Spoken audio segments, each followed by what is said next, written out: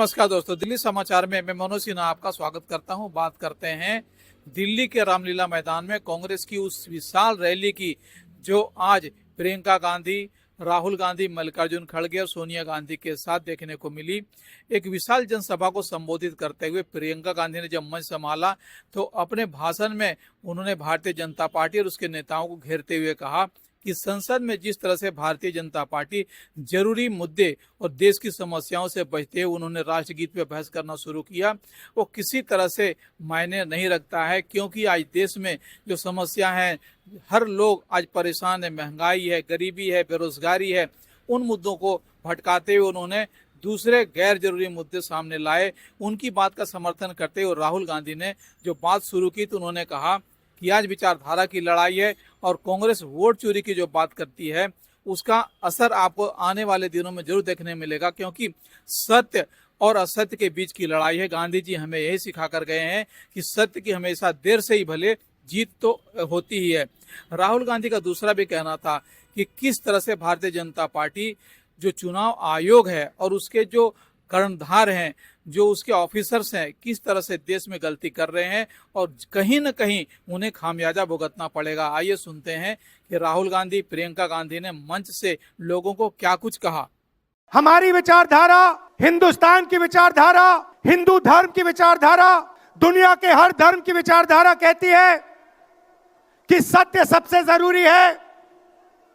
मोहन भगवत कहता है सत्य का कोई मतलब नहीं है, सत्ता जरूरी है। इस बात की लड़ाई हो रही है हिंदुस्तान में। सत्य और असत्य के बीच में लड़ाई हो रही है। ये जो सत्य और असत्य की लड़ाई हो रही है, इलेक्शन कमीशन बीजेपी के सरकार के साथ मिलकर काम कर रहा है और इनको जितनी भी इम्यूनिटी देनी है दे दो। मैं स्टेज से आपको कह रहा हूं, कांग्रेस पार्टी आपको कह रही है, आप मत भूलिए आप हिंदुस्तान के इलेक्शन कमिश्नर हो, आप नरेंद्र मोदी के इलेक्शन कमिश्नर नहीं हो। और हम आपको साफ कह रहे हैं, यह जो कानून बना है आपकी रक्षा करने के लिए कानून बना है। इस कानून को हम बदलेंगे, रेट्रोएक्टिवली बदलेंगे और आपके खिलाफ एक्शन लेंगे। आपके पास सत्ता आज है, आप पावर में हैं, इसका कोई मतलब नहीं है। देश की जनता सत्य को समझती है, सत्य के लिए लड़ती है। यह देश सत्य के लिए जान दिया है। ये वोट क्या है, इसकी कीमत क्या है हमारे जीवन में, इसको समझना बहुत जरूरी है। बहुत समय पहले जब आजादी की लड़ाई शुरू हो रही थी और नेहरू जी जगह जगह जाते थे लोगों से मिलने के लिए, तो एक नारा गूंजता था। जब वो पहुंचते थे तो देश की जनता भारत माता की जय जयकार करती थी। उस समय नेहरू जी ने इस बात का उल्लेख किया कि भारत माता क्या है।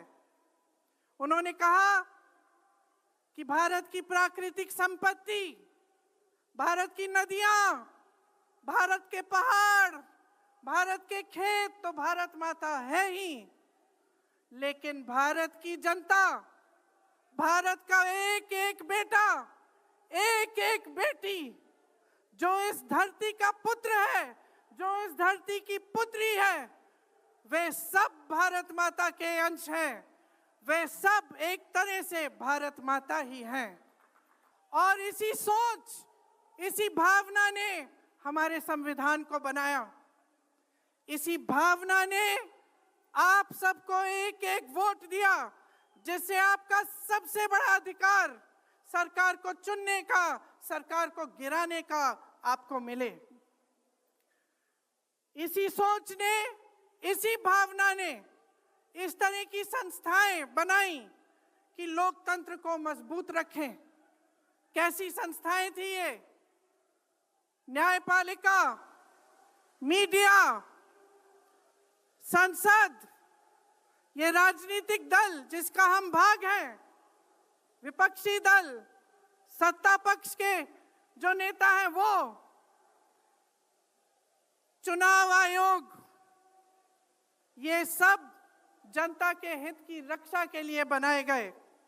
इसीलिए जब आज हम देखते हैं कि इन सब संस्थाओं को कुचला जा रहा है, तो एक एक भारतवासी को उठना चाहिए, जागना चाहिए और ये समझना चाहिए कि जो वार हो रहा है वो सिर्फ इन संस्थाओं पर नहीं, लेकिन हम सब पर, आप सब पर, एक एक देश के पुत्र पर, एक एक देश की पुत्री पर वार हो रहा है और इसे समझना बहुत ज्यादा जरूरी है।